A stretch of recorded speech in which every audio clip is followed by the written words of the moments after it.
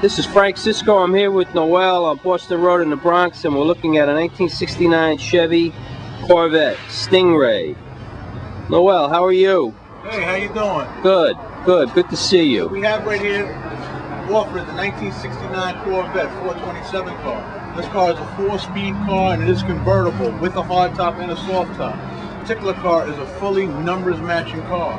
A gentleman from NCRS with a rating of 10.8, who was a national level judge, came here and he inspected the VIN numbers on this car, he looked at the tags on this car, he measured them all, and he photographed them and blew them up, and he declared that this car, in fact, was an original numbers matching car and not a re-stamped car. The vehicle does have an older restoration on it, but it still is in very good condition. It was owned by a gentleman that was up in Connecticut, and it was indoor garage at the time that I did come across this car, and it is a very rare find. How long have you had it? I've had this car here about 30 days. Oh, okay.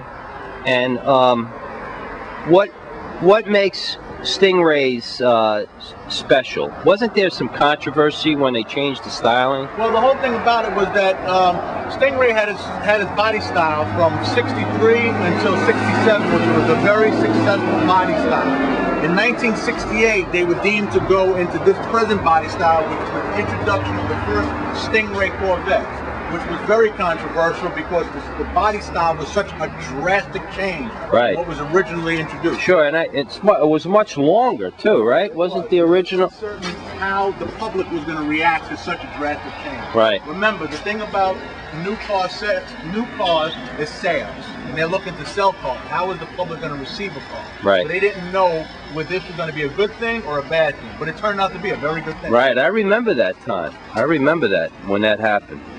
It did turn out to be a very good thing.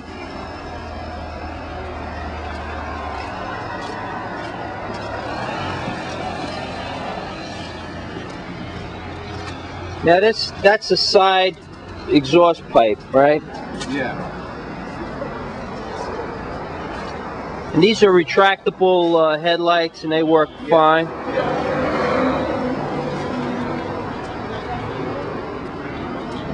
And what color would you say this red is? This red is actually a Corvette red, is what it's technically deemed. It's a Corvette red, and I'd probably say, if you want to look at it color-wise, it's more like a medium red. Okay. The chrome on it is in nice condition. It has nice styling to it. It also has the mirrors that look very high up in the air, which was a great styling for that time.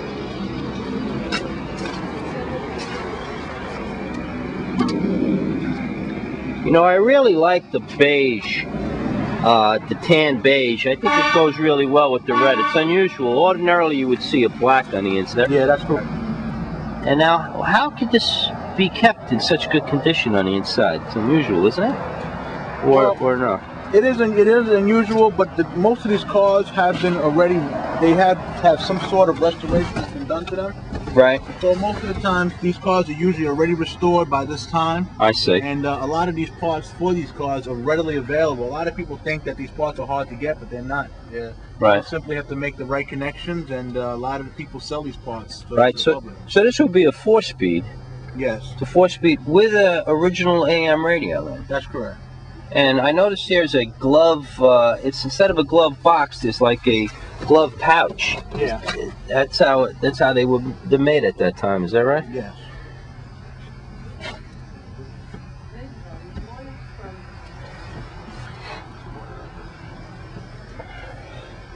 There's a handle here, I see something.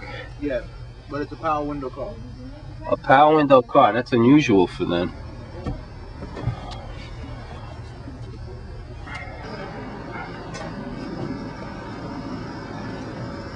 $73,564. Wow, what a beauty. Shot from the passenger side. So it's a V8 engine? Yeah, that's a V8 motor. And that's a 427, numbers matching, and that's a 390 horse. Probably has some get up, huh? Yeah, oh yeah. A lot of power.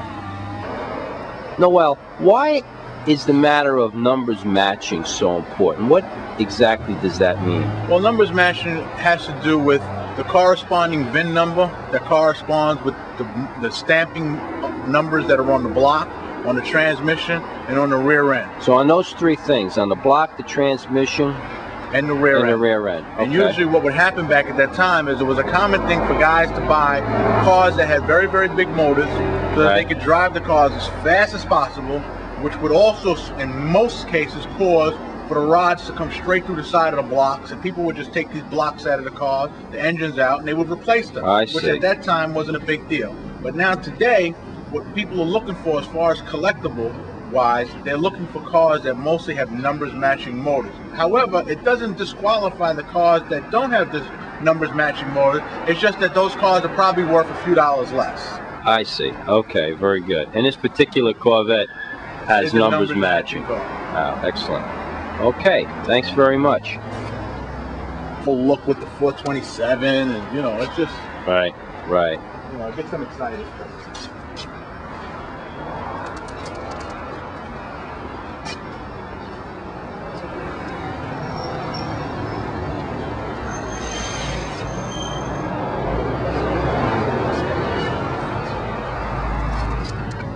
Front driver.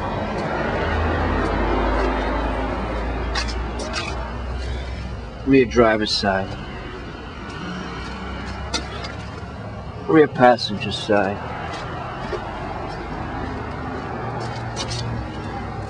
Front passenger side. Wheel. The one that's on the other side of the oil barn, that one is 1950. This one, the white one, 27.